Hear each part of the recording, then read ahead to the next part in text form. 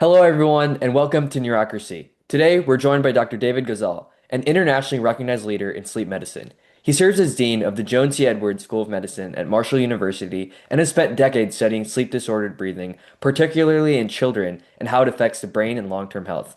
Dr. Gozal, thank you so much for joining me today. My pleasure, Sanjay. So, what first drew you to study sleep? Well, it goes a long way ago. When I completed medicine, I was training in pediatrics.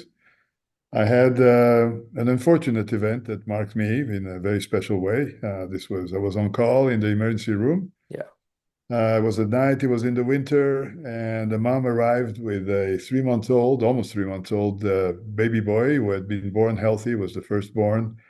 There were no risk factors, no nothing. And mom woke up suddenly alerted by the fact that baby had not woken her up to breastfeed. And the baby had died of sudden infant death syndrome.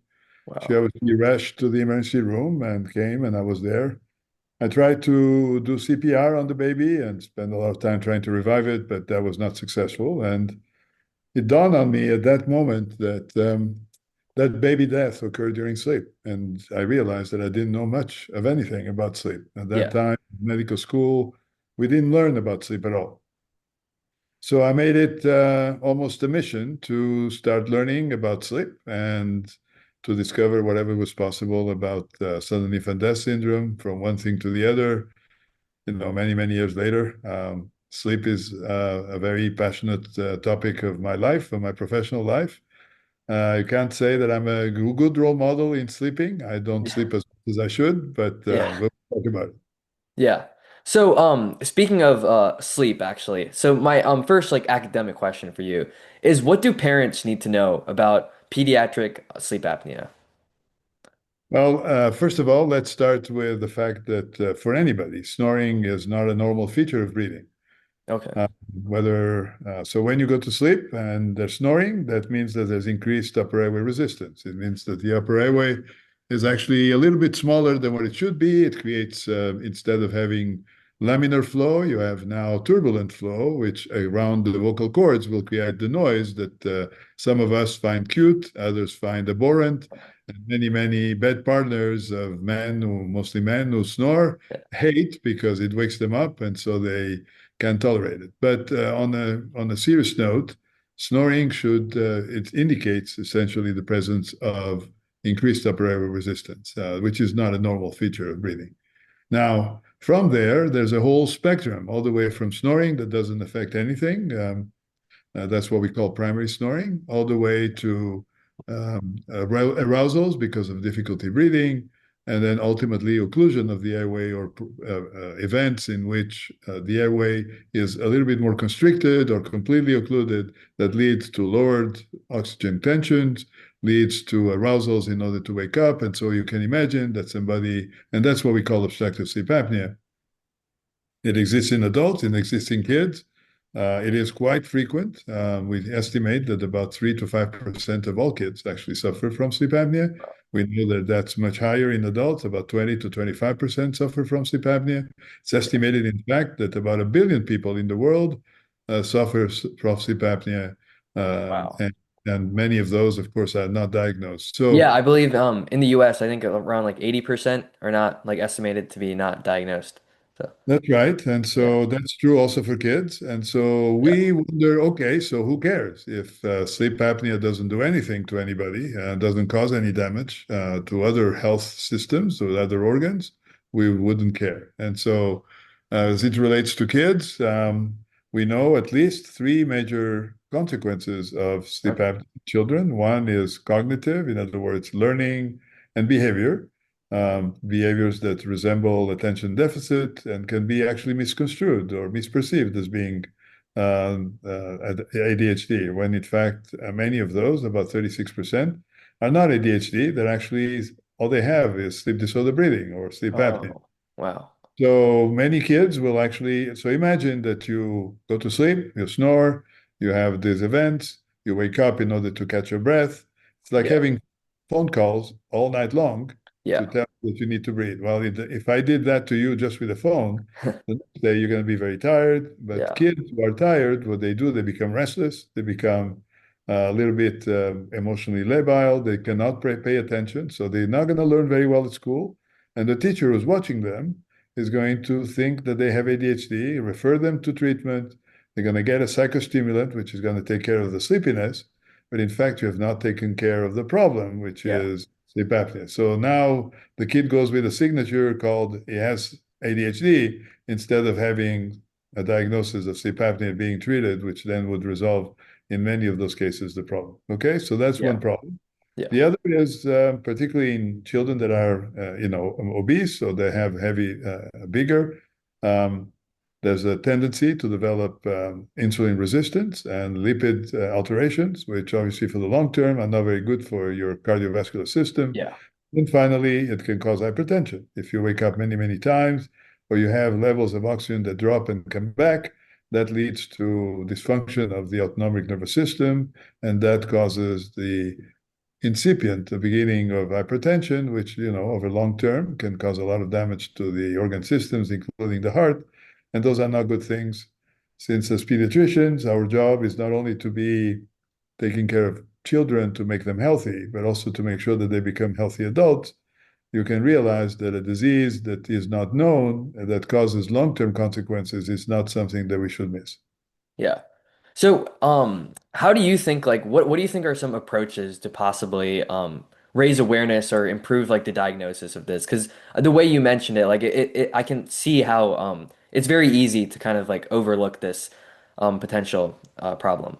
So, So we, as far as the primary care physicians, we have instituted several questionnaires that kind of serve as screening tools. yeah, There's a variety of those. Each of them has their advantages and disadvantages. It obviously needs to be adapted to the community that you serve, and but you can decide as a primary care physician to do it in the waiting room. It's only a few questions, and if you get questions that indicate that there's a possibility that the child may have sleep apnea because they snore and so forth. And so I call that snore plus. In other words, you snore at night as a kid, but also have other symptoms. You have bedwetting, you have tired in the morning, you feel it's grumpy, you are having difficulty learning, you have behaviors that are hyperactive. All these, you have nightmares, you have other recurrent ear infections. So snoring and something else that worries you as a parent, that should prompt questioning the doctor and reporting to the doctor that your kid has these symptoms and maybe something needs to be done about it. So that's the general awareness that then leads, of course, to making the diagnosis, which requires, of course, to do a sleep study in the laboratory yeah. and or to do additional testing as we see fit among sleep physicians. Yeah. So, coming back to this idea of snoring being abnormal, are there any characteristics within the snoring that might hint at its kind of like nature? Well, it's interesting that you asked that. Okay. There's been studies done by, so if you want to be a sound engineer, you can transform sound into a variety of analytics, right? To apply mathematical rules that Yeah. will look at unique frequencies of the sound. And among those sounds, snoring is a very particular features. And among those of snoring sounds, there are unique features in the spectral decomposition of the sound that could alert to the presence of more serious types of sounds. In other words, snoring that is kind of associated with collapse of the airway or near collapse of the airway. And so engineers and physicians, investigators have done quite a bit of extensive analysis and Yeah. believe that they can use that as a screening method to kind of identify those that are more at risk of having sleep apnea when kids Okay. snore at night. But the reality is, there's really nothing that parents at this point or anybody witnessing or observing a kid snoring when they're asleep can deduce or can infer whether they have sleep apnea or not. So, unfortunately, it's great to take a look at beautiful scans of sound that are Yeah. done with computers. Yeah.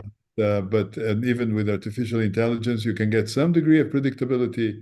But in the day-to-day life, using snoring alone will not help you to detect who has and who doesn't have sleep apnea. Yeah. So, sorry. So one of the things that we're talking about a lot is sleep apnea, especially in younger children, right? So I'm curious, like, and we're talking about how it's sometimes like or very often not diagnosed. So these cognitive like effects on in terms of learning and attention, how reversible are these? Like maybe if down the road they become aware of this issue. Yeah. That's a great question, and one that we have tackled Okay. quite intensely for Yeah. two reasons. One, obviously, it's important. If you lose an IQ point and it's not reversible, it can have major implications. We Right. have estimated in our large-scale population studies of children that in kids with moderate to severe sleep apnea, there's an estimated loss between 8 to 10 IQ points. So if you were Wow. born with an IQ 150, which means you're a genius, Yeah. and if 10 points is no big deal. But Yeah. if you're born with the normal IQ, then Yeah. that has implications for your life, for your Right. success, academic success, your ability to attend college and be successful. So for all these reasons, we obviously are very curious to know that if we treat the disease, will it be reversible? We have some evidence that depending on the severity of the disease and the duration of disease, that the longer the duration or the more severe the disease, the damage may be in part irreversible. But we don't know that for sure. All this is derived from animal studies because we obviously don't know what the potential was in the Right. humans to Right. start. So Yeah. when we do sleep studies and induce a model of sleep apnea in developing mice or in adult mice, depending on the duration of sleep apnea that we impose, some of it is reversible, some of it is not. But if it's very short, in other words, if you lead to the diagnosis because the parents were attentive and noticed the snoring and alerted the pediatricians and then got the diagnosis and treatment relatively quickly, then the reversibility is complete. So we believe that, like everything else, when you have a chronic disease, the earlier you diagnose it, the earlier Yeah. you detect it, the earlier you treat it, the more likely that you get the benefits of treatment. And as you protracted the treatment and you delay the reversibility will be affected. Yeah. So what role do genetics and environmental factors play in terms of like maybe predicting or as a potential like screening mechanism for children who might be affected? Nice try, but it doesn't work. Oh, okay. Let me Yeah. explain why. Yeah. We believe today that sleep apnea is a polygenic disease. It means there are many, many genes involved. Yeah.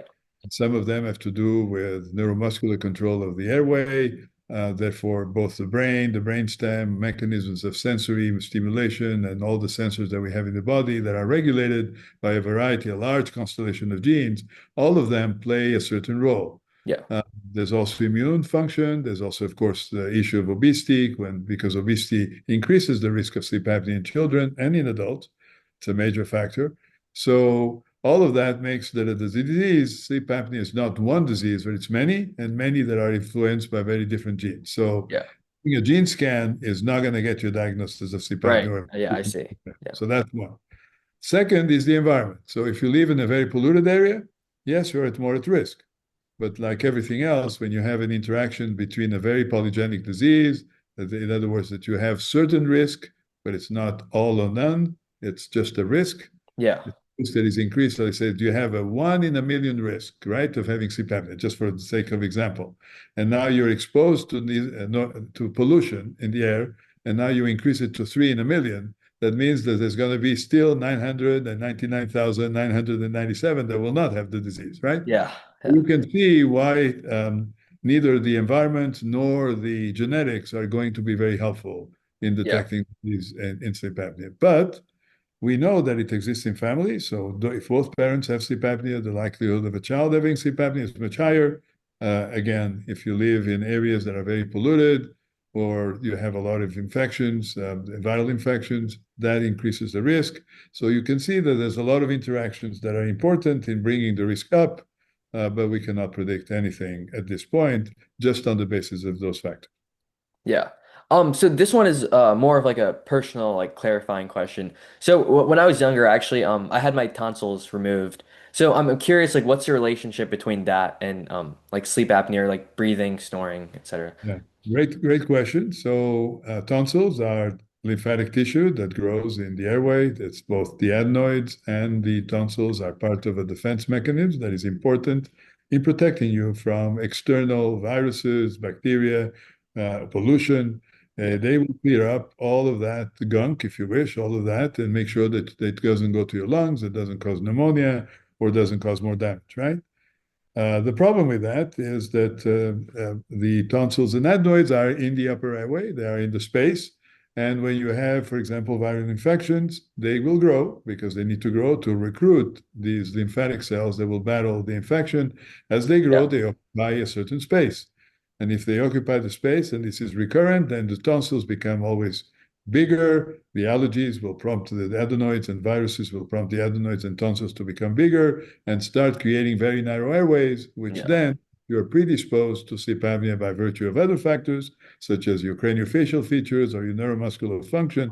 Altogether, this can promote the occurrence of sleep apnea. So, Okay. in children, about 70% of all children will have large tonsils and adenoids, and Yeah. they are the major factor involved in their sleep apnea. And Oh, therefore, the treatment is to take the tonsils and adenoids away, and by doing so, remove at least that major factor from the equation, which normally in otherwise healthy children will result in resolution of the problem. okay.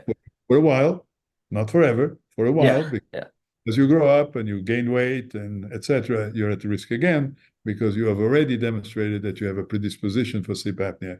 And so any other factor that can increase the risk will ultimately manifest as sleep apnea. So kids who had snoring and had sleep apnea, even if they were treated and that disappeared for a while, as they become adult, they show again an increased risk of having sleep apnea, of course, associated with risk factors that are primarily obesity or gaining Okay. weight, and again, all the other factors playing along. I see. That makes sense. I'm glad I asked that question actually. I didn't realize I had like a little personal connection with that too. So I know that's we were talking about like treatments now. So what kind of treatments do exist right now for children with sleep apnea or just in general, if you want to talk about that too? Well, it's funny. Many years ago, the only treatment that we had for kids was to take the tonsils and adenoids away. Oh, okay. Yeah. And that was kind of the standard of treatment. It still is the primary line Right. of treatment for kids. Um, and if that didn't work, then there was the radical solution, which we don't do anymore, which was to do a tracheostomy. In other words, put a hole past all the airway, put a little hole here so you could breathe through Okay. an artificial airway, right? That we don't do anymore. Yeah. But that was a solution many, many years ago when we first discovered sleep apnea in very severely affected kids, and even tonsils and adenoids alone were not sufficient to resolve the problem. Okay? Yeah. Still conditions today in kids with genetic disorders that have very small mouth and all the mandible and maxilla are very, very small, that you have no solution. But before you treat them, you need to put a tracheostomy to solve that problem because they would die from sleep apnea if you don't do that. But those are very exceptional Okay. conditions. Yeah. Today, since then, in 1981, a professor from Australia was in Toronto at the time, Professor Colin Sullivan, developed what we call CPAP, continuous Yeah. positive air pressure, a little mask that stents the airway open. And today, both as a second line for kids and as a primary line for adults, Yeah. we treat patients with sleep apnea with CPAP. Then came intraoral appliances, things that dilate the airway by pulling the mandible forward and making sure that the tongue does not collapse backwards.